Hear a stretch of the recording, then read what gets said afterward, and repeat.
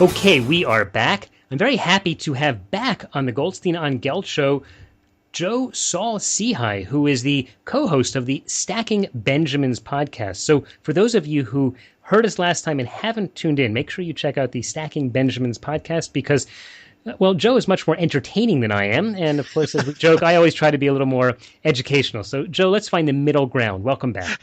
Thanks for having me. I was so happy when you called again. Love being back. So one of the things, let's say a difference between the way you tell things and the way I tell things is I think you're kind of a storytelling site. How useful do you think it is to use stories when you're trying to teach people about personal finance? And I don't want you to give advice just to the financial planners who are listening to the show today, but really let's talk more to, let's say, parents who are trying to teach their kids. Yeah, we have a hard time being given direction from other people, especially as adults. I don't want people to tell me what to do. I don't want people to tell me that I'm wrong the way that I'm doing it. But it's much better, and I think that's where fables come from, right? If we take these lessons and we turn them into stories. I mean, if I try to tell you how a mutual fund works, I'll probably put you to sleep if I talk about stocks and managers and 12B1 fees.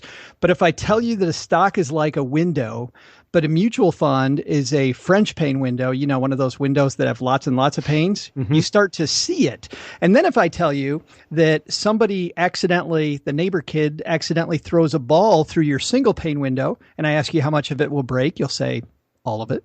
But if you break the French pane window with that ball, you only have to replace one little section.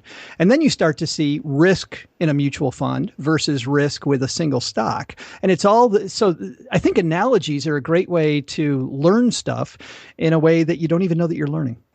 Wow. What's funny about you telling this story? I'm thinking, okay, a window can break. I didn't get the metaphor until you said, if you break one of the panes, then you only have to replace a small amount. So, wow, that was the ideal example for my question. I'll tell you, one of the things that I've found is just talking to people about stories of real life clients that I have, because luckily I speak to enough people, there's always something funny to talk about.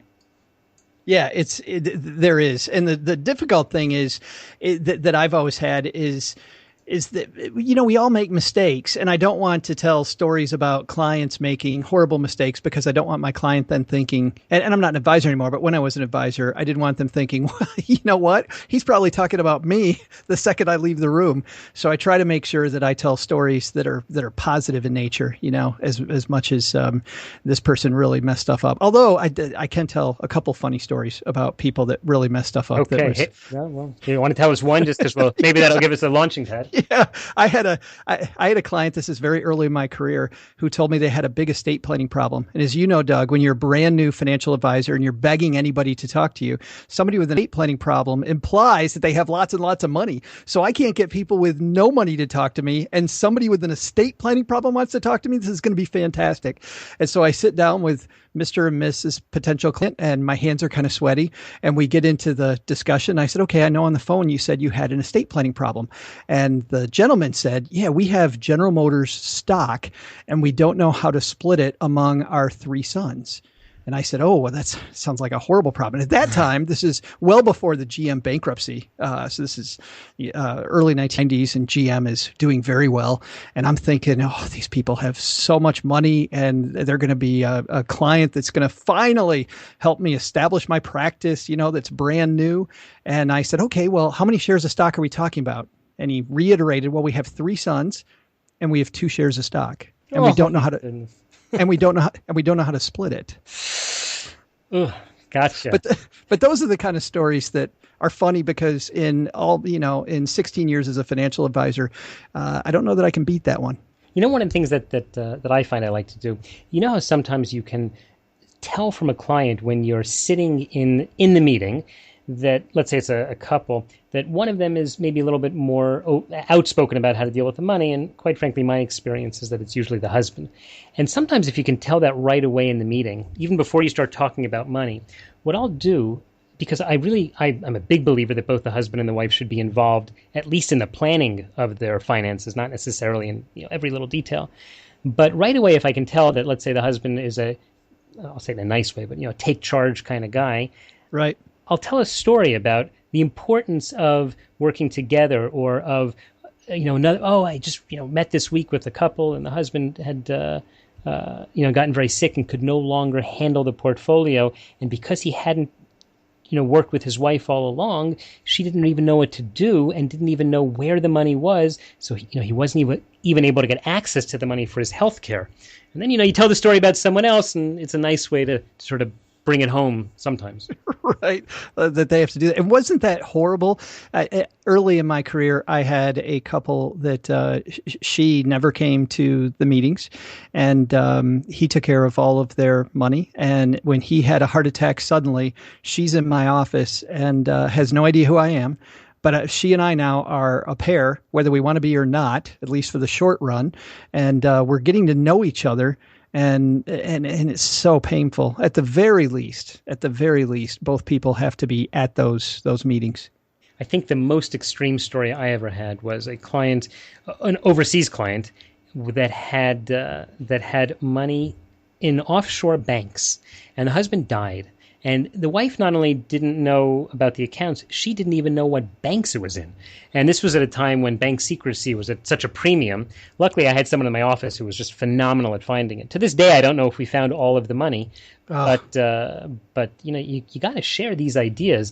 We're talking with Joe Saul Sehy, who shares lots and lots of ideas on his own podcast called the Stacking Benjamins podcast. And actually, he's also shared ideas with us before on the Goldstein on Gelt show. If you missed that first interview, which was phenomenal, you can check it out like all of our interviews, which we turn into videos. Go to YouTube and look up Goldstein on Gelt and Joe Saul Sehy, and you'll hear that interview. Joe, I want to dig a little bit more into explaining money to people, because I know we joked a little bit before about the fact that you try to entertain and not really to teach, but I think we both know that you teach a huge amount about finance. One of the issues that I'm finding, on the articles that I write that get the most attention is teaching your kids about money. And I think one of the problems is a lot of people just find it boring. How do you make it appealing to really get people excited about? Boy, I think so when I write articles now for the site, and when we put together the Stacking Benjamins podcast, we put together the things that we want to talk about, and I write it with the point in mind. But then I go back a second time and I inject as much humor as possible. And I also ask myself, how much jargon do I have in there? So I try to get rid of as much jargon as possible. I want to talk like the mechanic next door. When I was in college, I know very little about cars, but I took my car to be fixed at this garage where not only was it the old guy working on the car, and this guy was already in his 70s that owned this place, but there were guys from the neighborhood that would come and they would hang out. And when I took my car in there and my engine was making a strange noise, they pop open the hood and all these old guys come around the car and they all start talking about my car using the term she. Sounds like she's got a belt loose. Sounds like she, and I'm making this stuff up because I didn't remember what it was. But just the fact that they thought of my car as a she made me look differently at my car. And so that's what I try to do at Stacking Benjamins. I don't know how successful it is, but the more that we can have humor and talk in terms that somebody like me, I don't know anything about cars, but man, I learned a lot about my car when I was there. So there are people who just try to avoid talking about money. What would you consider? Why would you consider? Do you think it's considered to be a taboo subject? Well, I think it's because we think that we stink with our money, and we don't know the secret that you and I both know, Doug, which is that to some degree, everybody stinks with their money. We had this great New York Times columnist on our show, Paul Sullivan, who wrote a book called The Thin Green Line, talking about how rich people manage their money versus wealthy people. And it was interesting. It's a very thin line about how it doesn't matter how much money you make. There are people that have oodles and oodles of money and they still can't balance their checkbook. They still can't do the right things with their money. And he talks about this group of people that are uber wealthy, and they're kind of like an uber wealthy person support group. And they actually let him come to a meeting. And in that meeting, he said they were all sharing the fact that they took dumb flyers on stocks. They had credit card bills that they hadn't paid on time. Some of these guys had, 10, 20, $30 million in the bank, and they $100 million in the bank, and they weren't paying their credit card on time because they'd forget. Wow. And so we don't realize that everybody to some degree stinks with their money. That's the other thing that I try to do is, talk about my problems with money. Because much like you've had David Bach on your show, and he's very honest about his problems with money growing up. And I had a very similar problem. I went to the Citadel, the Military College of South Carolina. And so I'm full-time military school. I don't have time for a job. And yet they're handing out American Express cards the first week. Oh, man. So yeah, I go and I sign up for one, right? And of course, the very first time we got any leave, I took all my friends out for dinner and I paid. And then the second thing was I went to an expensive department store and I bought this sweater. I'm in a military college, Doug. I can't wear a sweater. I have to wear a uniform. But I bought this expensive thing. Within 100 days, because that's how long it takes when you don't pay your bill for them to take the card away. I had not only my American Express card taken away, my very first credit card, and my credit was ruined for the next 7 years. Oh my. And so immediately in college, I'm working my way out of a hole. And I think that people see some of these gurus and they don't realize that in real life, they're human and they've made some pretty bad money mistakes too. That is true. I think people make a lot of mistakes, and I'm certainly gonna assume that maybe when people first get their credit card, I think I'm a little more anti-credit cards than you are. I tell my kids this. In fact, my daughter has become a bit of a speaker herself on personal finance, speaking to younger people. She just gave a talk to a group of late teens, early 20s young women, and she said, "Guys, don't get started with credit cards. Just use cash so you can track your money." And their comment to her was, "What fun is that?" Oh no! So it was rough. Yeah, I gave a speech I used to give speeches at high schools when I was an advisor, and I just felt it was a great way to give back to the community. And we would do these Q&A sessions with graduating seniors, and every single question I get was a variation of how do I get into debt? How do I get a credit card? How do I get a home mortgage? How do I get a car loan? How do I get student loans? Just how do I accumulate a bunch of debt so I make sure that my career starts off in a big fat hole that I'm going to work out of for the next 25 years? It's funny, Doug, though, I am anti-credit card, but I'll tell you this, there's a place for credit cards and there are people that can handle it and people that can't. And I think it's safe to assume when you're young that you should stay away from credit cards. And once you have your budget under control and you know where your money is and you've got great systems in place, I think then you can play that reward game and not get burned. But too many people are attracted to these credit card reward programs and they don't keep track of their money. They don't have a budget and they end up with a bunch of credit card debt. And yay, they get $150 airplane flight for free and they pay $400 in interest a month. Right. Wow. Well, you definitely have a much more optimistic view of human nature than I have, but good for you. That's probably why your show is so much more amusing than mine. Joe, we're just about out of time, but tell us in the last few seconds, how can people find you, find your show, and keep up with everything that you're doing? Oh, you can head to stackingbenjamins.com. And if you hit the podcast button or the listen button will just give you a great player with all of the episodes loaded in.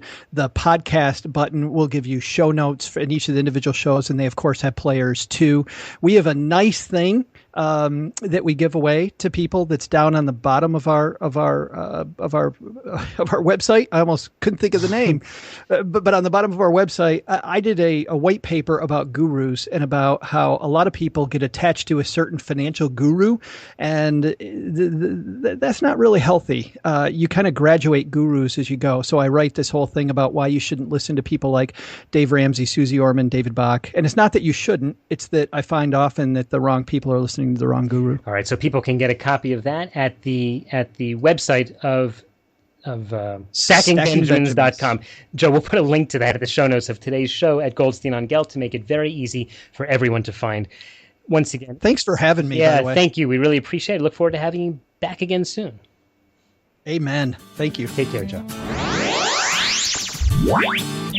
You've been listening to the Goldstein on Gelt Show with money maven Doug Goldstein. Doug's weekly radio show is heard around the world. If you miss it, you can download the podcast at www.goldsteinongelt.com. The Goldstein on Gelt Show gives you up-to-date financial ideas so you can get on the path to financial freedom. If you'd like your questions answered on the air or off, send Doug an email to doug@profile-financial.com. It's your money for your future, so join Doug every week to build your wealth on the Goldstein on Gelt Show.